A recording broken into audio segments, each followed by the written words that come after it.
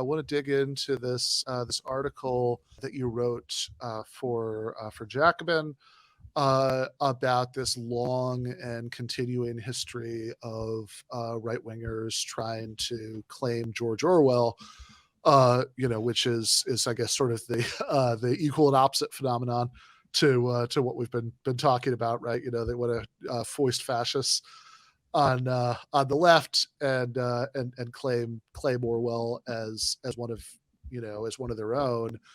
And before we get into what Orwell actually thought, right, what his actual political opinions were and how that ties into his books and all that stuff, it is, do you want to just kind of set us up, at the beginning with like what the right says about Orwell?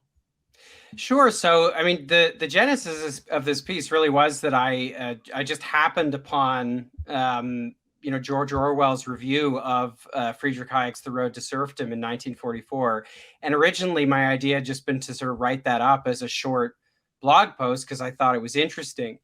But then what I discovered kind of through that is that the right's relationship with Orwell is kind of a deep one. I mean, it goes back to Hayek himself, and what seems to have been a misconception on his part and on the part of kind of his disciples that 1984 really is the sort of fiction version of The Road to Serfdom. It's a warning about where kind of nationalization and various other things that were swirling around, public ownership, aspects of the welfare state that were really in ascendance after the Second World War.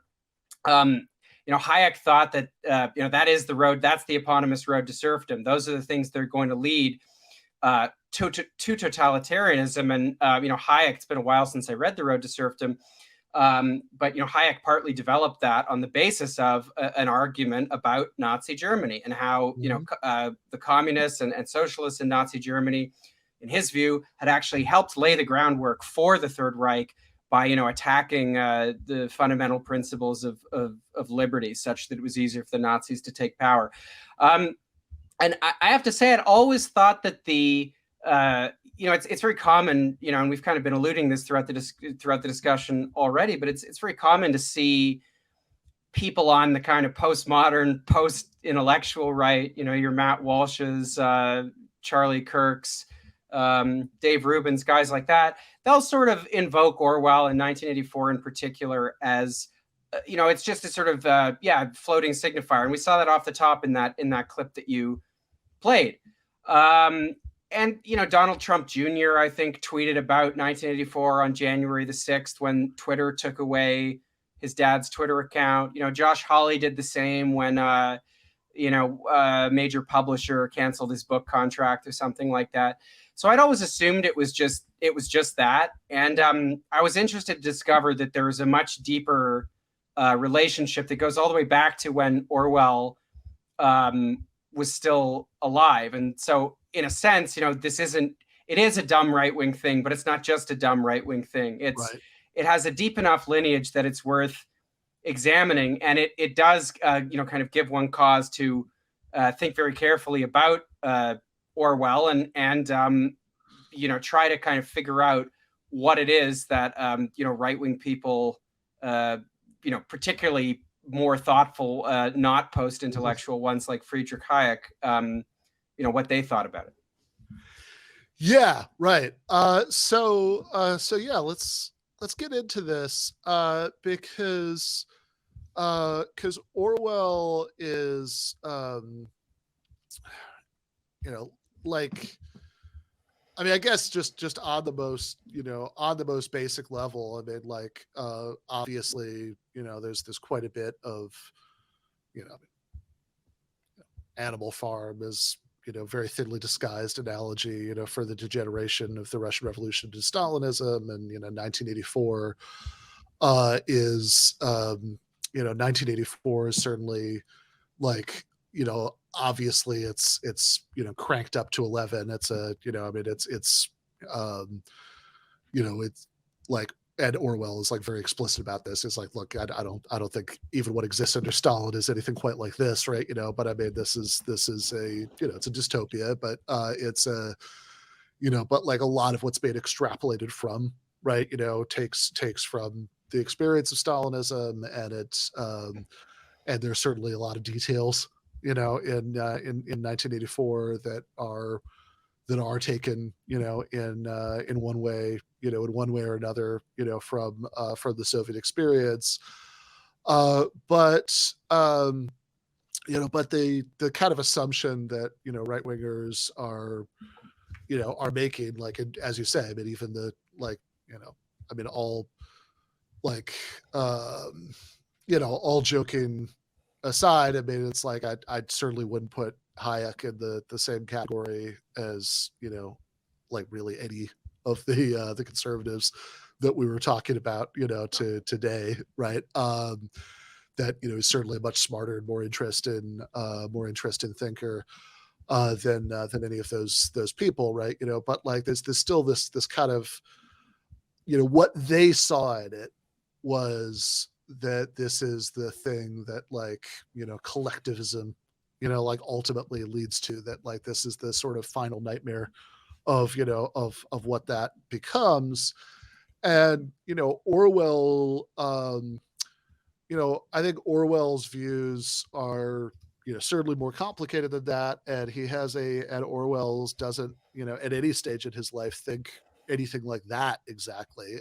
They Although one of the things I liked about your article was that you weren't just kind of like you weren't just kind of doing the cheap way out of like let's just find like the most left-wing things that Orwell says, and and kind of like haha, you idiots, right? You're missing the boat, like you do introduce some nuance into both his record and his and like the things that he thought that that maybe do to some extent jibe with what these people were getting out of it, even if they're really important differences between what he thought and what his right wingers who have wanted to appropriate him have thought. But I mean, like, I guess one way of getting into this would be to talk about the sort of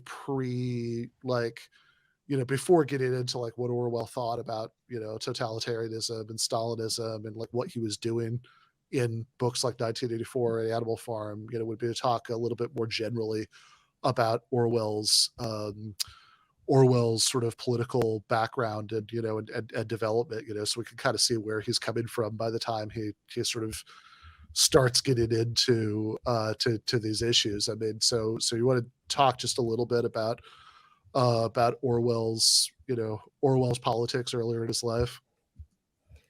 Well, sure. I mean, it's been a while since I read it, but I think foundational to Orwell's politics was the experience that he had in Burma, which, there's I mean, it's a novel, but I mean, I think it's, as I understand it, to be a just sort of a, fictionalized account of various things he saw in Burma as a colonial policeman. And, this is one of the things that made him critical of the British Empire. I mean, his background was, he went to Eton, he was a public school boy. But he was drawn to the left throughout the 1930s, and of course he famously went to Spain and documents this in Homage to Catalonia. And he's not fighting on the he's fighting against Franco and the Nazis and fighting alongside a coalition of socialists and anarchists and communists. Although some of the experiences that he has there, particularly with regard to how Stalin oriented the USSR during the conflict, and to just some of the conduct of, or what he saw as the conduct of some of the communists that were fighting on his side, this began to turn him very hard against against the model of socialism that was being developed in the USSR. In the 40s, he starts writing for our sister publication, Tribune, and also The Observer, where his review of The Road to Serfdom was published. And then it's after that you get the sort of what I think are really Orwell's two best-known works, Animal Farm and 1984. I would probably don't have too much time to talk about Animal Farm, but one thing I I feel like I didn't have a chance to engage with enough in the piece was the fact that when Animal Farm was originally published, it was actually it was actually, people on the right didn't like it. T.S. Eliot, for example, who was a reactionary crank, he said this is a book that thinks that the answer to socialism is more socialism. So he understood that. T.S. Eliot, much like Peter Hitchens, right? Very alien worldview, but he has give him credit for this much. He actually, he got the point, right? So I'm going to do anybody who's in the middle of reading Animal Farm, you can just skip ahead a minute. I'm going to do a spoiler, but they have in Animal Farm, the allegory of the book, right? The pigs are the Bolsheviks, and like the sort of final nightmarish vision at the end of the book is that the pigs are sitting with the humans. You can't tell which is which anymore, right? In other words, that the sort of like final most damning thing he can say about the degeneration of the Soviet regime is that it's like capitalism now. And, this is not a subtle metaphor at all, right? But generations of less perceptive right-wing critics have missed the point, and thought that it's like, he doesn't like communism, so so he's with us on this, and it's like, no, T.S. Eliot's exactly right. His the critique of the Soviet Union in Animal Farm is that it's not socialist enough. I remember Eliot also says something like, well, it seems to me that what we need is like a better class of pigs or something, that like in other words, like he, Eliot sort of takes it for granted as like this sort of very traditionalist kind of Tory that he was, that it's like we're going to be ruled over by some sort of elites, that what you could hope for is benevolent elites. Yeah, definitely. And I mean, it should be added with Animal Farm that a lot of its modern reputation, particularly in the United States, actually comes from a 1954 animated version that was released in the United States. And that version, which was quite literally financed by the CIA, rewrites the story as just a kind of straight piece of Cold War propaganda. So, the Trotsky surrogate character is made, to look kind of, dumb and unsympathetic. Old Major, who I think is sort of meant to be a sort of mashup of Karl Marx, a fusion of Karl Marx and Lenin. He's also made to look less sympathetic. And I mean, this is true of 1984 as well in some ways, because I don't think this is true of European editions, but I mean the most, from what I could tell, the most widely printed version of the novel in the United States, in the introduction, takes Orwell's very famous line where he says, every serious line of work that I've written since 1936 has been written directly or indirectly against totalitarianism. Now, I've seen examples of right-wingers tweet that out, and I always thought, well, what the hell are they doing? They're removing the next part, sentence, where he says, and for democratic socialism. Right. But in the defense of, I suppose, these people, I mean, they're not being very rigorous here, but like in the introduction to the most widely circulated, widely printed version of the book in the United States, those words are simply omitted, which I think it's fair to say is kind of Orwellian. So yeah, absolutely. Yeah, the end of the sentence, memory hold. Yeah. So, and certainly in Animal Farm, as you say, there's I'm actually trying to remember Snowball. That's Trotsky in Animal Farm, right? The Trotsky pig. Napoleon is the Stalin pig. And there's also a Trotsky surrogate in 1984. Right. So yeah, I mean, this is the character of Emmanuel Goldstein, who is, I think a more ambiguous character than Snowball, because we aren't sure if by the end of the book even if he really even exists. Yeah. Yeah, I mean, there's a kind of literary tension in 1984, because so much of the book is about it's about discombobulating you and allowing you, the reader, to experience what Julia and Winston are experiencing, which is just the total breakdown of any kind of objective reality. Where you don't know, like, they're given this text midway through the novel, The Theory and Practice of Oligarchical Collectivism, that is ostensibly authored by the dissident figure Emmanuel Goldstein, but we have no idea if Goldstein is a creation of the party. Right. I mean, we don't know if Big Brother exists either, if he's a real person.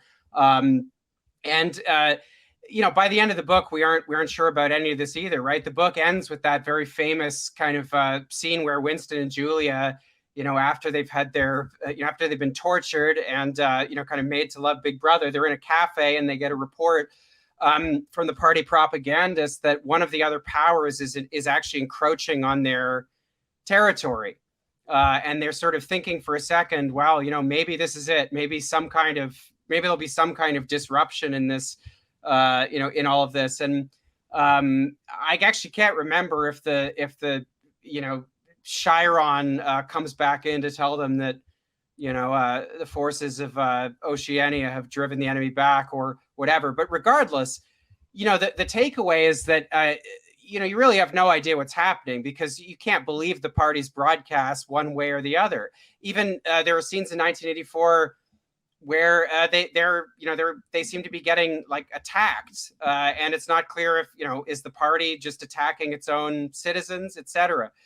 And so that's one part of the book, and that's one of the things that I think is so powerful and disconcerting about it. On the other hand, the text of the Goldstein manuscript, is clearly intended to be some kind of commentary on totalitarianism. I mean, you can read it as a kind of standalone thing, and that's in tension with its more ambiguous status, I think in the text. And so I think that kind of ambiguity, in addition to the sort of wider ambiguities of the world in 1984, I think is kind of made it a bit of a carte blanche onto which you can project your own particular conception of totalitarianism. And I don't necessarily say that as a criticism, although I do have, it's one of the things that makes the book effective. But I do have some criticisms, I think, of the way that totalitarianism is portrayed in the book. But nonetheless, I think that has all contributed to a sort of environment where, it was possible for people, particularly in the context of the Cold War, to, read certain things in the book. And I'll say one more thing on this, which is that I remember when I first read it at age perhaps 16, I mean, it simply never occurred to me that, it just seemed like the world in 1984 clearly came about through a suppression of popular democracy, which means that it's clearly the product of, a right-wing authoritarian project. And so I think that's, I knew a lot less then than I do now, but I think that's a good I have a personal experience of, that you can read this book in various ways. Totally. Yeah. And, it's kind of funny, actually. I was just thinking about the,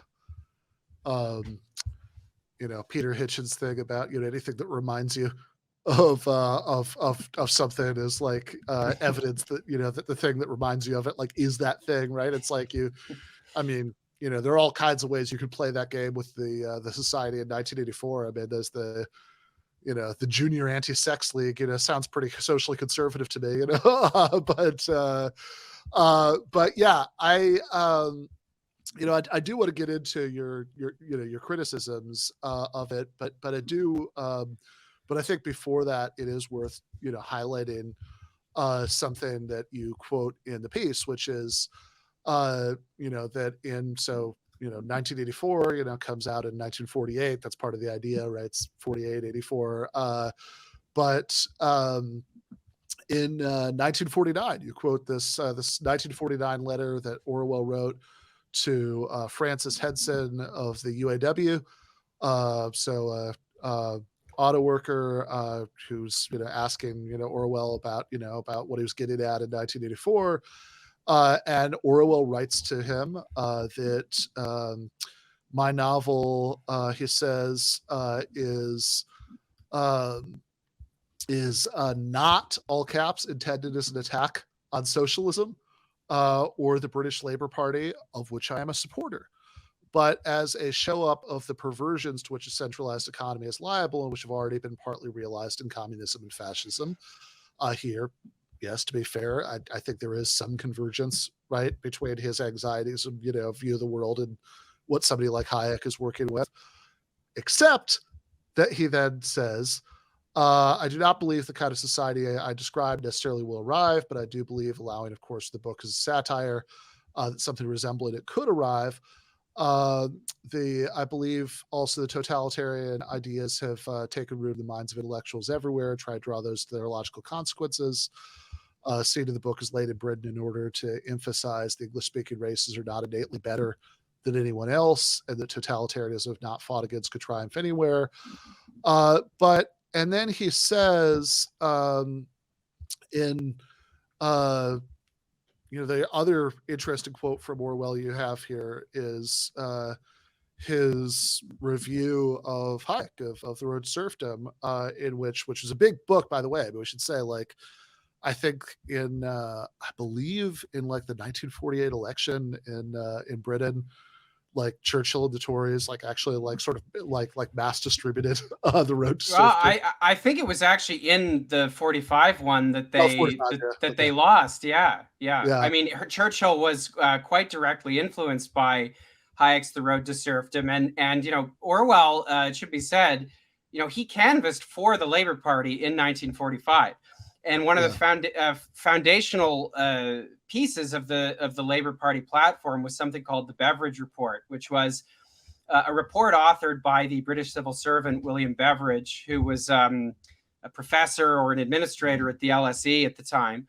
And this is kind of the British version of FDR's Four Freedoms or something like that. Mm-hmm. It identified the great evils, which are things like poverty, idleness, insecurity, etc. And what it basically recommended was that when the war was over, Britain build from its ashes, a modern welfare state. Now, Hayek who was at the LSE at the time, was deeply disturbed by this. He wrote to Beveridge about it, quite anxious. And the article that he wrote in response to the Beveridge report was kind of the germ from which The Road to Serfdom, the book, was developed. So, Orwell, who's canvassing for the Labour Party in 1945, he was canvassing in support of a platform of the very platform that Hayek was seemed to think was going to lead to some kind of totalitarian superstate. So, I mean, for this and for many other reasons, the view, which seems to have taken root after 1944, when Orwell publishes this review among Hayek and his disciples, that Orwell was, a kind of a sympathizer, that he was, it seems like some kind of almost Hayekian classical liberal or something. I mean, it really just does not stand up to scrutiny. And what's curious is it doesn't stand up to scrutiny even if you just read the review. Now, Hayek did read the review, and I can't find much about his response to it beyond the fact that he seemed reasonably pleased and he thought Orwell was being quite generous. I think Orwell is being generous to Hayek, and you can see that in the quote that you've got up on the screen here. And I'm a little frustrated by the fact that Orwell doesn't engage with the kind of historical component of Hayek's argument about Nazi Germany. I think that's one of the real problems in the argument that book develops. Nonetheless, it needs to be noted that Orwell explicitly rejects the whole essence of Hayek's argument.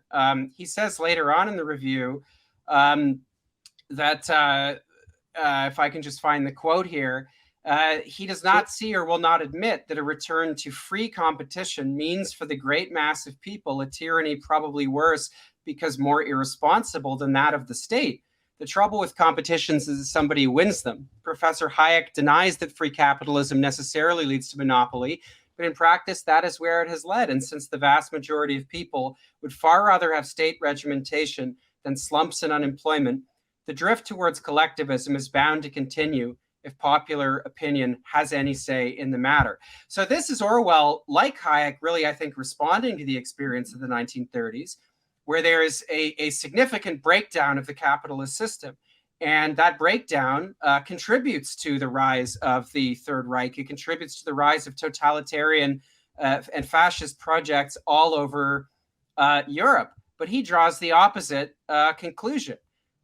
He says, and I think this was something that many people on the left understood, that the antidote to this is actually found in the welfare state. The welfare state and democratic forms of collectivism, if you want to call them that, are actually in many ways the natural extension of democratic principles. And you can see his final prescription there, as you put on the screen, is a planned economy, which, remember, Hayek explicitly rejects, that is combined with freedom of the intellect, which can only happen if the concept of right and wrong is restored to politics.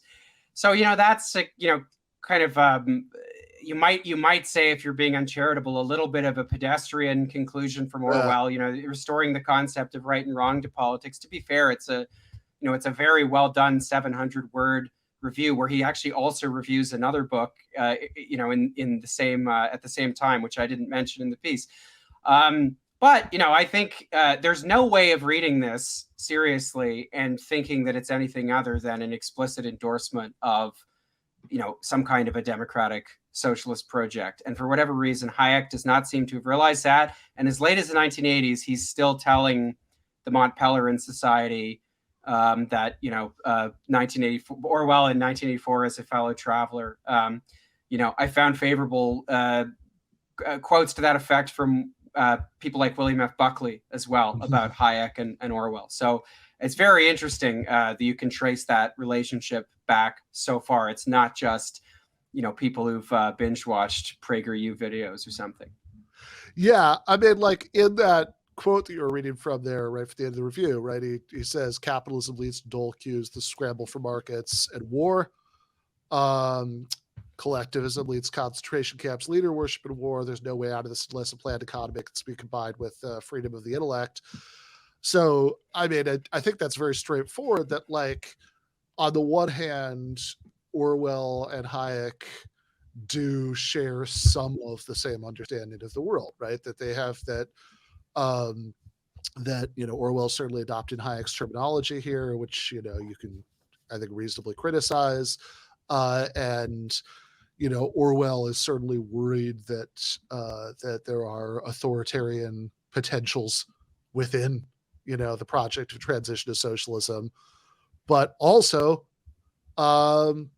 says capitalism is awful, and we like both capitalism and the Soviet model of socialism are really bad, and he could not be more explicit about his own preference, which is democratic socialist, right? A planned economy combined with with freedom of the intellect. So so it's not it's not like made up out of nowhere. That it's like it's not that like it's not that Hayek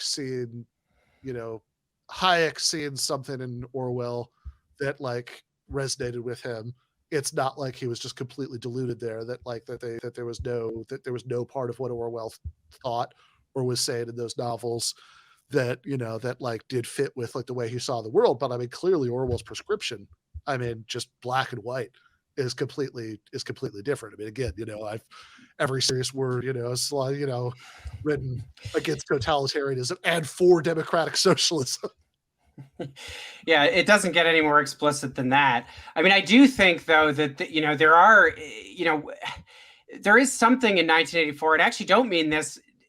I don't mean that. I mean this only as a friendly criticism of Orwell. But there is something in the book's portrayal of authoritarianism that I think it's easy for me, based on my own understanding of how the right conceptualizes tyranny, if you want, or what it perceives as the tyrannical impulses that animate the left, because it's always struck me that the right's conception of the left, I think, is, I mean, I have to say, I think, I don't know if you agree with this, but you've debated a lot of right-wing people more than I have. But my general experience going to right-wing, conferences and things like that is that the right is a lot less intellectually serious when it comes to systematizing and kind of understanding and historicizing the left. It's very common for people on the right to think of the left as this kind of, like, it's just a defective impulse in the human soul or something. Right. It's a kind of an ambient,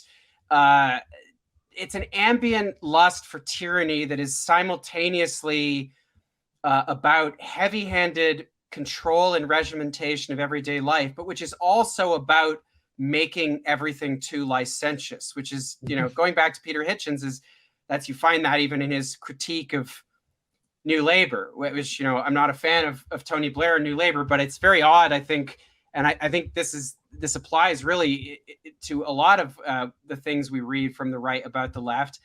It's very odd to imply simultaneously that, the left is too licentious, right? It wants the left wants, the left wants to just open up, traditional, social roles so that anybody can do them. It wants to break down traditional hierarchies, yada, yada, yada, in this way that's very licentious, right? And then on the other hand, it's saying, like, also the left wants to, like, control every aspect of your existence, which I think there's a bit of a tension there. Mm-hmm. So, but nonetheless, there seems to me, in my view, is sort of an idea on the right that, the left is sort of is just this kind of ambient craving for totalitarianism.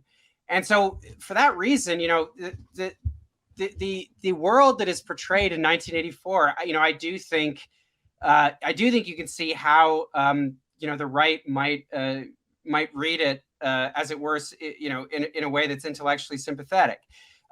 Because, it does kind of, I do think the book kind of hits a wall with, its portrayal of this society. I mean, obviously granting that it is, satire, as Orwell says, granting that it is, it is essentially science fiction. It's set 20, 25 years, we're not sure how long after, some kind of absolutely cataclysmic war, probably, a nuclear war. And so, it's set in a world where there's been a kind of total breakdown of the old categories, et cetera. But, I do think that, the ideology of the party is not entirely clear to me. What is the motivation? What is its motivation for, for pursuing, the project that it's pursuing? And I mean, Isaac Deutscher, the Marxist writer and historian, he's more critical of the book than I am. But I mean, I found this great piece. My colleague, Daniel Finn, shared this with me, a piece that he wrote in 1955. And he points out, in the world of 1984, it is the collective cruelty of the party that torments Oceania. Totalitarian society is ruled by a disembodied sadism. In Orwell's party, the whole bears no relation to the parts. The party is not a social body actuated by any interest or purpose.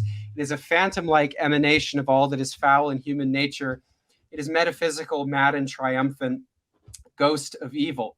I think there's something to that. I would apply the critique, I think, a little more in a slightly friendlier way than Deutscher does. But you can see how, whatever Orwell's intentions were and whatever his politics were, something like that would be compatible, at least, with how certain parts of the right, anyway, understand, what they see as the inherent totalitarianism of the left, which, as I said, is I think this kind of ambient craving for, regimentation and heavy-handed control of daily life. No, I think that's exactly right. I mean, and I think that, I mean, it's funny because what I immediately started to think of when you said that was something that Whitaker Chambers has a line, I think, in the introduction to his book Witness, or the first chapter or something, where he says that, like, this it's like the problem, it doesn't just start with like the Russian Revolution or the foundation of the Soviet Union. Like it starts with, with Adam biting into the apple. It's Well, like this was everywhere in the sort of in the criticism of the mid 20th century, right? I mean, this is where you get Karl Popper's The Open Society and Its Mhm. Enemies, which traces totalitarianism back to Plato, Plato. and it Yeah. basically delineates in a way that I think is not particularly serious. I think it's a very famous book and also a very bad one.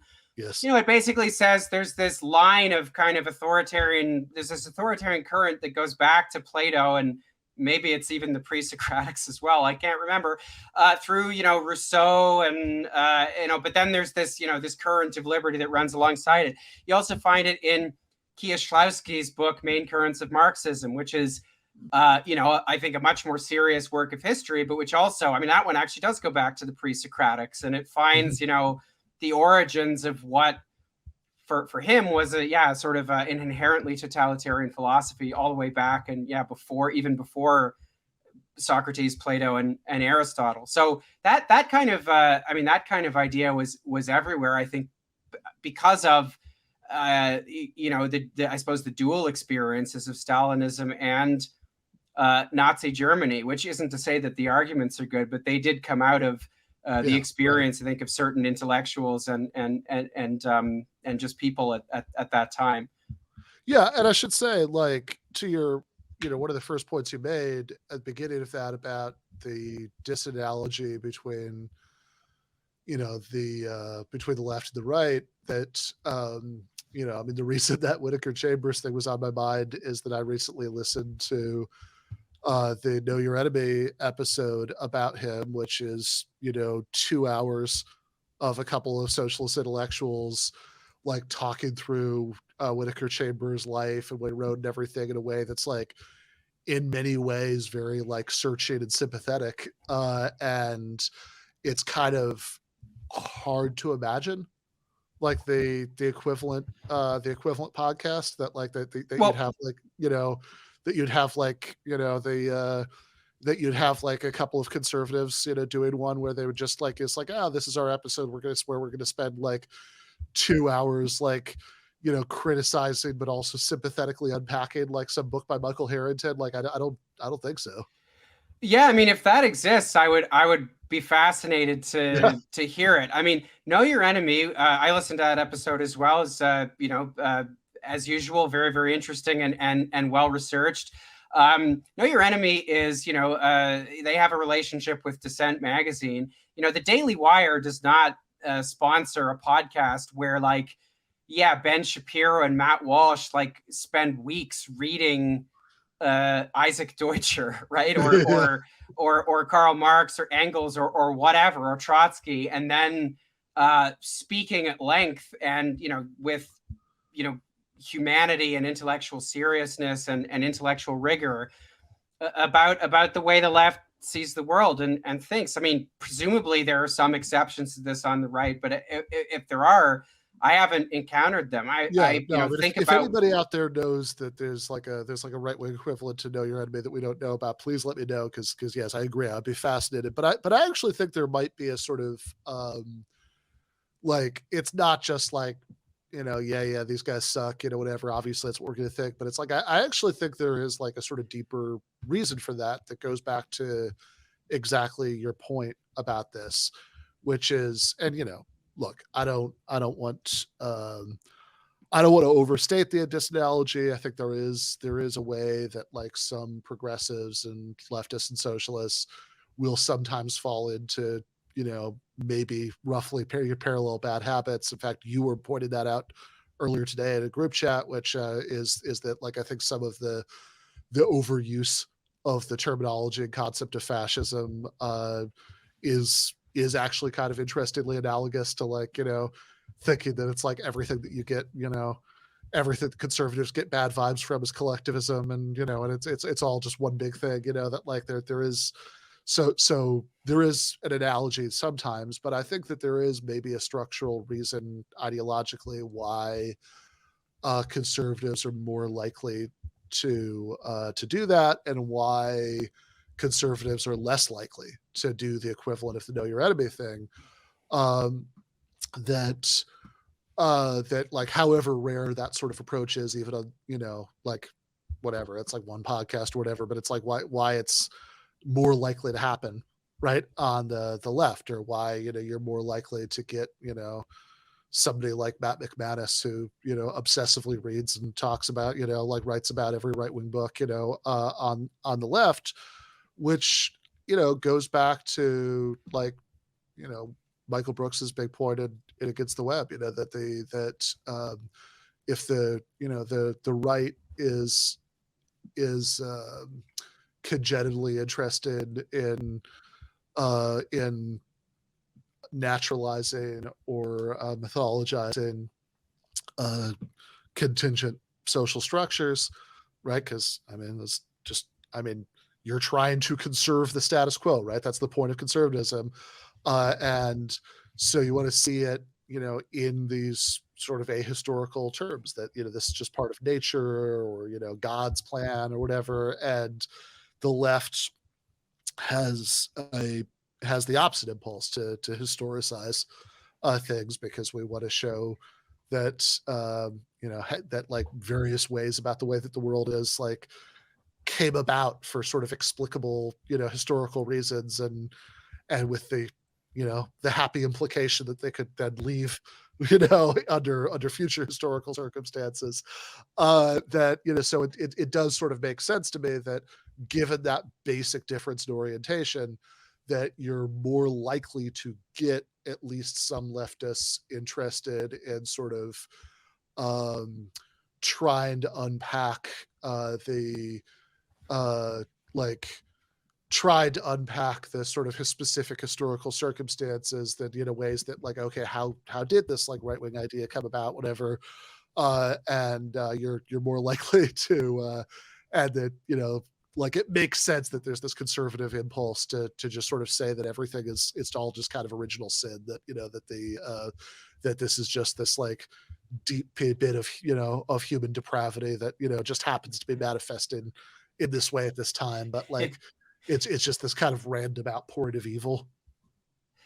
Yeah, that's exactly right. And I assume we're probably running short on time here, but there is just one more point I wanted to introduce into Yeah. the discussion, which is that, you know, to return to what Orwell says in his his review of Hayek, you know, that you know, collectivism is not inherently democratic. I mean, that's certainly true, right? The state is not inherently democratic. There are more or less democratic states, but one of the reasons why I think you know, all of the, you know, everything I was engaging with in the piece felt very relevant today. It didn't feel like just a kind of pure, you know, exercise in history or relitigation of old debates, is because, you know, I think, I mean, Orwell could already see this. Lots of people could see it after the experience of the 1930s.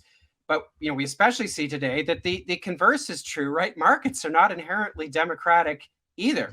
And in fact, markets, you know, contribute to many things which are you know, deeply undemocratic, and, you know, we can see that you know, especially sharply in the American political system today. You know, where you have, I mean, the lines of delineation between certain sections of finance capital and, you know, big tech and Wall Street and et cetera, and, you know, what are ostensibly democratic structures are very hazy. Are very hazy indeed. And, you know, Hayek, you know, it needs to be said, I think was not particularly wedded. And there are lots of people, you know, particularly after the 1970s, when the, you know, the new right becomes ascendant, and the, you know, the kind of right that's influenced by Hayekian classical liberalism becomes more and more ascendant. You know, they become less and less interested in just kind of small d democracy. They become more and more interested in the idea that actually markets are a sort of superlative mechanism to which everything else should be subordinated. And I think that is, in many respects, you know, still the you know, the view that the right has today. And it was on that basis, you know, Hayek was able to defend the Pinochet dictatorship in Chile, and did, because as he said, I'd prefer to have a government without democracy that nevertheless has liberalism as he understood it. So I think that's just an important point that, markets and the state and markets are, two important and foundational and dynamic, modern structures, and they're not inherently, neither is inherently democratic. And, our project obviously is to defend the aspects of, the state in particular that, that are democratic. And I suppose as a market socialist, you'd probably say the same about markets as well. Yeah, I mean, I think that I mean, my line on this would be that that there is a certain sense in which I do think that this sort of essential socialist project is rolling back the domination of markets over society. I think that realistically, you talk about the book I'm writing with Bhaskar and Mike Beggs about this. Like, realistically, I think the kind of socialism that certainly we logistically know how it could work and not replicate the economic dysfunction of previous socialist experiments and all that stuff. I think you do need some market mechanisms, but I mean, it's like, look, even social democracy is to some extent rolling back the domination of markets over society, right? I mean, because even social democracy, you're taking, you're imposing all sorts of limits of various kinds through strong unions, through the regulatory state on markets. You're taking certain sectors completely outside of the market, like healthcare, for example. And I think certainly any kind of transition to full-fledged socialism, even market socialism, you're going even further in that direction. I mean, I think the question is,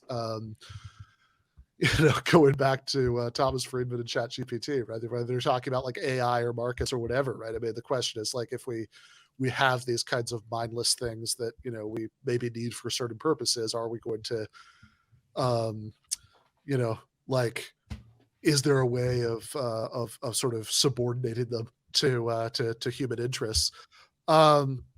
But yeah, I think I think the point about Hayek, briefly before we wrap up the part of this about Orwell, I think it is worth emphasizing that it's not just even that he defended Pinochet, although he certainly did. It's that, I mean, like, this is like, there was like a real love fest between Hayek and Pinochet.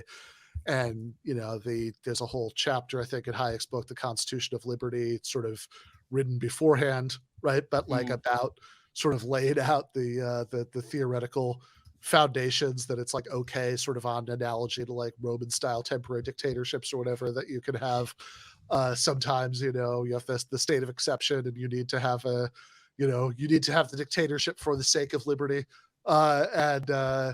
And he was very, was very aggressive about defending Pinochet, and Pinochet, in fact, I believe, actually called like the Chilean constitution, that he was writing, as like the Constitution of Liberty, as a as like a tribute to Hayek. I think Corey Robin wrote about this for Crooked Timber like 10 years ago or something. People can look that up.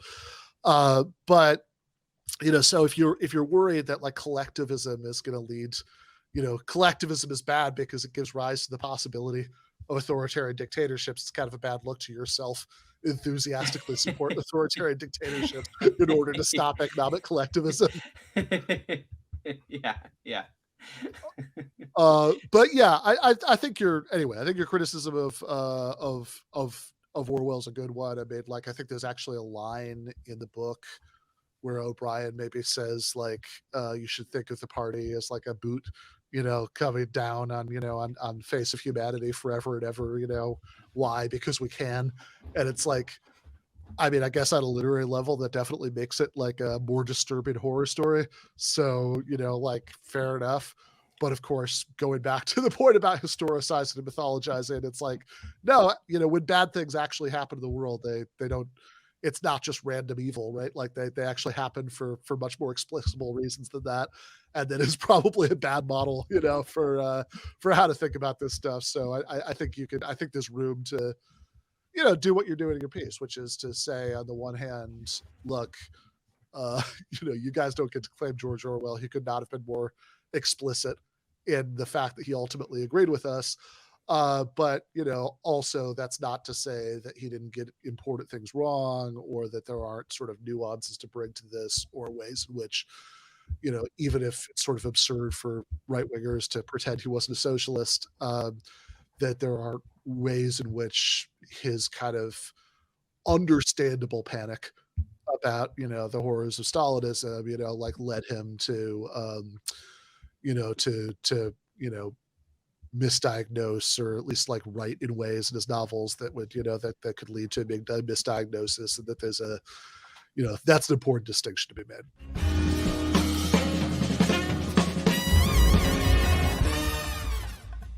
You have been watching free public content from Give Them an Argument. To access every single episode of the show, the main show on Monday nights, all of the streams, all of the debate breakdowns, all of the patron-exclusive post-games on Monday nights, all of the patron-exclusive bonus episodes every week, and much, much more, go to patreon.com/Ben Burgis. I cannot resist ending this with, don't be foolish.